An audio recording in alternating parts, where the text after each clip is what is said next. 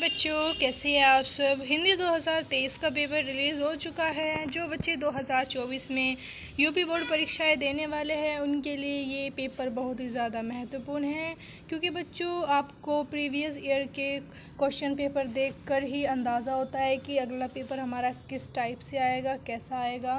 तो class 12th का ये 2023 का हिंदी का पेपर है। तो चलिए बच्चों, हम आपको दिखाते हैं कि किस तरह से आपको अपनी तैयारी शुरू करनी है। तो यहाँ पर बात कर लेते हैं नंबर की। तो पूरा जो टोटल हिंदी का पेपर होता है वो 100 नंबर का आपका आता है। और समय की बात करें तो समय 3 घंटे 15 मिनट आपको दिए जाते हैं। आपको 3 घंटे में ही अपना पेपर ख़त्म करना होता है, इससे ज़्यादा समय आपको नहीं मिलता। उसके बाद बच्चों देखिए नोट क्या दिया गया है। प्रारंभ के 15 मिनट परीक्षार्थियों को प्रश्न पत्र पढ़ने के लिए निर्धारित है। तो जो प्रारंभ के 15 मिनट आपको मिलेगी उसे सिर्फ पढ़ने के लिए ही यूज़ करें। अच्छे से पेपर को पढ़ें, उसके बाद ही अपनी उत्तर पुस्तिका में लिखना शुरू करें। इस प्रश्न पत्र में 2 खंड है, दोनों खंडों के सभी प्रश्न के उत्तर देना आवश्यक है। तो 2 खंड आपको इसमें देखने को मिलेंगे। पहले खंड में देखते हैं क्या क्या क्वेश्चंस हैं। तो पहले खंड में आपके बहुविकल्पी क्वेश्चन देखने को मिलेंगे, जो कि एक नंबर के 10 क्वेश्चन होंगे। पहला क्वेश्चन है, कंकाल उपन्यास के लेखक हैं। तो कंकाल उपन्यास के लेखक जयशंकर प्रसाद जी थे। उसके बाद भारत के 11वें राष्ट्रपति का नाम है। तो भारत के 11वें राष्ट्रपति जी का नाम है डॉक्टर अब्दुल कलाम। उसके बाद तीसरा क्वेश्चन देखिए बच्चों, वसुधा साहित्य पत्रिका के संपादक थे। जो वसुधा थी वो एक साहित्य पत्रिका थी और उसके संपादक हरिशंकर परसाई जी थे। फिर पंडित दीनदयाल के पिता थे। जो पंडित दीनदयाल जी थे उनके पिता बताना है कि क्या थे वे। तो पंडित दीनदयाल जी के पिता जो थे वो एक स्टेशन मास्टर थे। तो इसका राइट आंसर हो जाएगा स्टेशन मास्टर। उसके बाद कल्पलता किस विधा की रचना है। जो कल्पलता थी इसमें पूछ रखा है कि किस विधा की रचना है, तो निबंध हमारा सही आंसर हो जाएगा। अगला क्वेश्चन बच्चों, कवि वचन सुधा पत्रिका के संपादक है। जो कवि वचन सुधा के पत्रिका है ये, इसके संपादक बताने तो भारतेंदु जी हमारा सही आंसर हो जाएगा यहाँ पर। निम्नांकित में खड़ी बोली का प्रथम महाकाव्य है। तो इनमें प्रिय प्रवास आपका राइट आंसर हो जाएगा। फिर अगला क्वेश्चन पूछा गया है कि गुनाहों के देवता कृति है। जो गुनाहों के देवता है वो कृति है धर्मवीर भारती जी की। अगला क्वेश्चन, निम्नलिखित में से किस विद्वान ने आदिकाल को वीरगाथा काल कहा है। तो आदिकाल को वीरगाथा काल कहने वाले विद्वान कौन थे। तो इसमें आपका राइट आंसर हो जाएगा थर्ड, आचार्य रामचंद्र शुक्ला। बहुविकल्पीय प्रश्नों में 10वां क्वेश्चन देखिए, सरहपा निम्नांकित में से किस साहित्य से संबंधित हैं। जो सरहपा थी वो सिद्ध साहित्य से संबंधित थी। यहाँ पर आपके टोटल 10 नंबर हो गए हैं। बहुविकल्पीय प्रश्न के आपके 10 नंबर थे। उसके बाद तीसरा क्वेश्चन आपका आता है, निम्नलिखित गद्यांश पर आधारित प्रश्नों के उत्तर दीजिए। टोटली आपके 10 नंबर के गद्यांश में से व्याख्या आएगी। आपको इसमें ऑप्शन भी दिया होगा। अगर आपसे ये वाली नहीं हो रही है तो इसमें आपको अथवा का ऑप्शन दिया है। 2 ऑप्शन दिए जाएंगे आपको। पूरे पैराग्राफ में से ही आपको क्वेश्चन ढूंढकर यहाँ पर लिखने हैं। अगर आपसे ये वाली नहीं होती है तो इसमें अथवा का ऑप्शन है, आप दूसरे वाली कर लीजिए। दोनों ही 10 नंबर की है, या फिर आप ऊपर वाली कीजिए या फिर नीचे वाली। दोनों पे ही आपको 10 नंबर मिलेंगे। दोनों आपको नहीं करनी है। आगे चलते हैं। आपका क्वेश्चन नंबर 4 है बच्चों, ये पद्यांश से आपको आधारित प्रश्नों के उत्तर देने हैं। ये भी टोटल 10 नंबर की व्याख्या आएगी आपकी, पद्यांश से पूछी जाएगी। इसमें भी आपको ऑप्शन दिए होते हैं, या तो आप ये कीजिए, अगर आपसे ये नहीं आती है तो अथवा का ऑप्शन इसमें दिया गया है, आप दूसरे भी चूज़ कर सकते हैं। तो बच्चों स्क्रीनशॉट ले लीजिए। उसके बाद क्वेश्चन नंबर 5 देखते हैं, निम्नलिखित लेखकों में से किसी एक लेखक का जीवन परिचय देते हुए उनकी भाषा शैली का उल्लेख कीजिए। तो इसमें क्या है बच्चों, इसमें आपको एक लेखक का जीवन परिचय देते हुए उनकी भाषा शैली का उल्लेख करना है। 5 नंबर का आपका होगा ये लेखक का जीवन परिचय। 3 ऑप्शन आपको दिए गए हैं, तीनों में से जो आपसे आता है वही कीजिए। और इसमें एक गौर देने वाली बात है कि अधिकतम शब्द सीमा इसमें 80 बताई गई है, यानी कि आपको 80 से ज़्यादा नहीं लिखना है, 80 से थोड़ा कम लिखिए। ज़्यादा से ज़्यादा आप 90 कर सकते हैं, लेकिन उससे ज़्यादा मत कीजिए। उसके बाद सेम यहाँ पर ऐसा ही है, निम्नलिखित में से किसी एक कवि का साहित्य परिचय देते हुए उनकी रचनाओं का उल्लेख करना है। बच्चों इसमें डिफरेंस क्या है, देखिए कि इसमें तो आपका जीवन परिचय पूछा गया है लेखक का, और इसमें कवि का साहित्य परिचय पूछा गया है। इनमें बहुत ज़्यादा डिफरेंट होता है। अगर आप चाहते हैं कि इन पर हम एक वीडियो बनाएं, जीवन परिचय कैसे लिखे और साहित्य परिचय कैसे लिखे, तो हमें कमेंट कीजिए और हमारे चैनल को सब्सक्राइब कीजिए हर बोर्ड से रिलेटेड इन्फॉर्मेशन पाने के लिए। तो इसमें आपको उनकी रचनाओं का भी उल्लेख करना है। ये भी 5 नंबर का आपका आएगा, कवि का साहित्य परिचय। 3 ऑप्शन इसमें दिए गए हैं, तीनों में से जौन सा भी आपसे आता है आप वही कीजिए, तीनों आपको नहीं करने हैं। इसकी भी अधिकतम शब्द सीमा 80 ही बताई गई है। उसके बाद बच्चों यहाँ पर देखिए कहानी आई है। कहानी में भी आपको अथवा का ऑप्शन दिया होता है। 5 नंबर की आपकी कहानी होती है। कहानी में बताया गया है कि पंचलाइट अथवा कर्मनाशक की हार कहानी के उद्देश्य पर प्रकाश डालिए।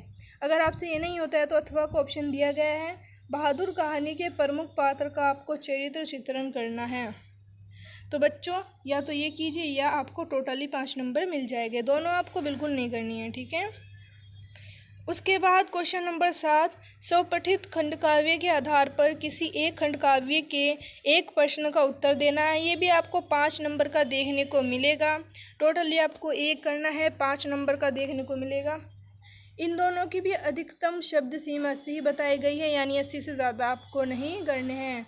बच्चों ये अपने ज़िले के हिसाब से होता है, आपको अपने टीचर से पता चलता है कि आपके ज़िले के हिसाब से आपको कौन सा खंडकाव्य करना होता है। फॉर एग्ज़ाम्पल ले लेते हैं, मुजफ्फरनगर यूपी का ज़िला है, उसमें आपको रश्मि रति करनी होती है। बाकी आप अपने हिसाब से कीजिए, जो आपको टीचर बताए करने को वो ही आप कीजिए। उसके बाद क्वेश्चन नंबर 8 देखिए बच्चों। क्वेश्चन नंबर 8 में आपका क्या है, लेकिन उससे पहले आप देख लीजिए खंड क जो था वो एंड हो चुका है और यहाँ पर खंड ख स्टार्ट हो चुका है। खंड ख में आपको 8वां क्वेश्चन देखने को मिलेगा।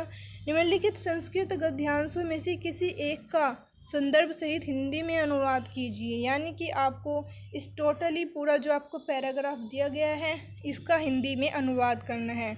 7 नंबर आपको इस पर देखने को मिलेंगे। अगर आपसे ये वाली नहीं होती है तो इसमें आपको अथवा का ऑप्शन दिया गया है, आप दूसरी भी कर सकते हैं।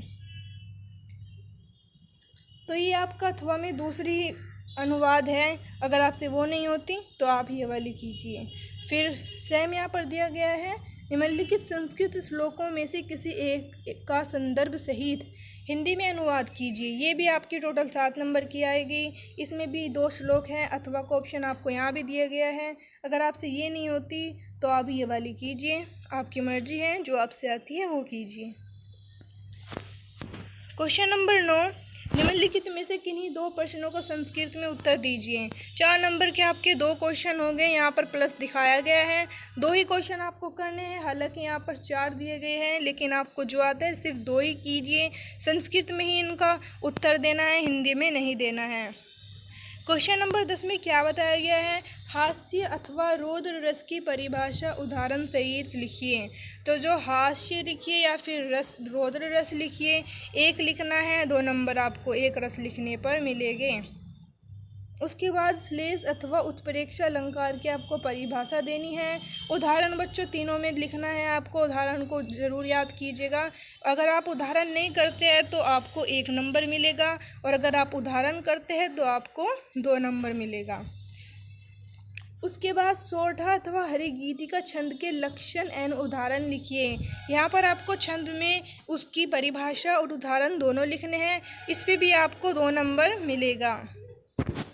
क्वेश्चन नंबर 11 देखिए बच्चों, निम्नलिखित में से किसी एक विषय पर अपनी भाषा शैली में आपको निबंध लिखना है।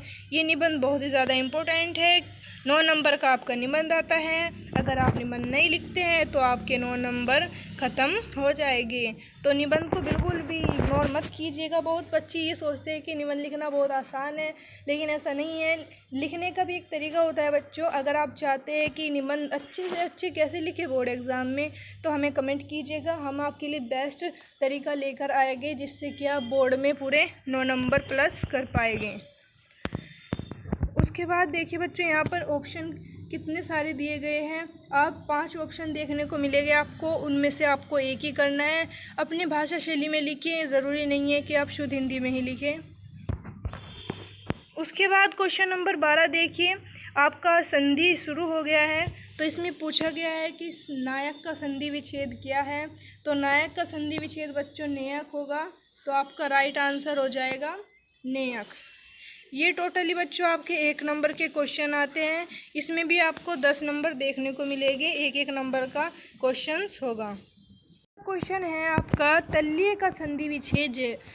तो तल्लीय का संधि विच्छेद आपको बताना है। तो तल्लीय का राइट आंसर क्या हो जाएगा? इसका संधि विच्छेद है बै। तो बै आपका राइट आंसर हो जाएगा। ततलीय आपका बिल्कुल सही आंसर है। उसके बाद अगला क्वेश्चन है कृष्णन वंदे का संधि विच्छेद है। तो कृष्णन वंदे का संधि विच्छेद बताना है। तो इसमें राइट आंसर हो जाएगा आपका ए, यानी कि कृष्णम वंदे। उसके बाद नील कमलम में समास बताना है। तो नील कमलम में कर्मधारय समास आपका राइट आंसर हो जाएगा। उसके बाद चंद्रशेखर में समास बताना है। तो चंद्रशेखर में आपका बहुव्रीहि समास बिल्कुल राइट आंसर हो जाएगा। तो इसका राइट आंसर हो जाएगा से। उसके बाद नामने नामन शब्द का रूप है। ये आपका क्वेश्चन नंबर 13 बच्चों शुरू हो गया है। और ये जितने भी मैंने आपको क्वेश्चन बताए हैं सभी आप देख सकते हैं। साइड में 1-1 नंबर के क्वेश्चन हैं आपके। तो नामने नामन शब्द का रूप है। तो इसका राइट आंसर हो जाएगा से, यानी कि पंचमी एकवचन। उसके बाद नेक्स्ट क्वेश्चन देखिए बच्चों, आत्मना आत्मने शब्द का रूप है। तो इसका राइट आंसर हो जाएगा से, यानी कि तृतीय एकवचन। 1 नंबर का आपकी क्वेश्चन है।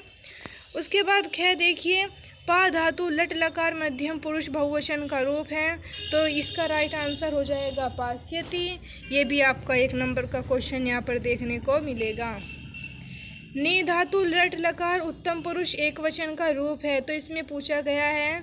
तो ये भी 1 नंबर का क्वेश्चन है आपका। इसका राइट आंसर हो जाएगा द, यानी कि नयामी। उसके बाद कृत्वा शब्द में प्रत्यय है बच्चों। अगर आप देखें तो इसमें थोड़ा आप अगर पढ़कर भी नए गए हैं तो आप कॉमन सेंस का यूज़ करके थोड़ा तो बता सकते हैं। जैसे कि यहाँ पर तवा है, अगर आप कै को हटा दें तो तवा बनता है, और यहाँ पर भी अगर कै को हटा दें तो तवा बनता है। तो दोनों ही मैच खाते हैं। तो थोड़ा इस तरह से भी आप बता सकते हैं। बस आपको थोड़ा सा यूज़ करने की ज़रूरत है कॉमन सेंस। उसके बाद आप राइट आंसर लगाएंगे। तो कृतवा शब्द में प्रत्यय है कतवा, आपका राइट आंसर हो जाएगा। 1 नंबर का आपका एक क्वेश्चन है। उसके बाद देखिए दर्शनीय, दर्शनीय शब्द में प्रत्यय बताना है आपको। तो दर्शनीय शब्द में भी बिल्कुल सेम ऐसा ही है। अगर आप दर्शक को हटा देते हैं तो देखिए यहाँ पर ए को हटाने पर निये भी आपका ऐसा ही बन जाता है। तो इस तरह से आप प्रत्यय शब्द प्रत्यय आप कर आ सकते हैं। तो दर्शनीय शब्द में प्रत्यय आपका सही आंसर बिल्कुल सही हो जाएगा। उसके बाद देखिए घ में क्या पूछा गया है कि रेखांकित पदों में से किसी एक पद में विभक्ति तथा संबंधित नियम लिखिए। तो आपको इनमें से किसी एक में ही विभक्ति और संबंधी नियम लिखने हैं। 2 नंबर के आपके क्वेश्चन हैं ये। 3 ऑप्शन आपको यहाँ पर दिए गए हैं, लेकिन आपको इनमें से एक ही लिखना है। तीनों आपको बिल्कुल भी नहीं लिखने हैं, क्योंकि अगर आप तीनों लिखते हैं तो इससे भी आपका कोई फ़र्क नहीं पड़ेगा। एग्जामिनर आपको एक का ही नंबर देगा। क्वेश्चन नंबर 14 देखते हैं बच्चों। निम्नलिखित में से किन्हीं 2 वाक्यों का संस्कृत में अनुवाद करना है आपको। 4 नंबर के 2 क्वेश्चन हैं। 4 ऑप्शन आपको यहाँ पर दिए गए हैं, लेकिन आपको इनमें से सिर्फ 2 ही करने हैं, सारे आपको नहीं करने हैं। तो बच्चे ये था हमारा आज का हिंदी का पेपर का व्यू। तो कैसा लगा आपको वीडियो? अगर आपको वीडियो पसंद आए तो वीडियो को लाइक कीजिएगा और हमारे चैनल को सब्सक्राइब कीजिएगा, क्योंकि यदि आप हमारे चैनल को सब्सक्राइब करते हैं तो बोर्ड से रिलेटेड हर वीडियो आप तक पहुंचने में बहुत ही ज़्यादा मदद होगी। और साथ ही अगर आप कोई भी क्वेश्चन अपने हमने मन में लेकर बैठे हैं हिंदी से रिलेटेड या फिर किसी और बोर्ड एग्ज़ाम से रिलेटेड, तो हमें बेझिझक होकर पूछिएगा। हम आपके हर क्वेश्चंस का आंसर देने की पूरी कोशिश करेंगे।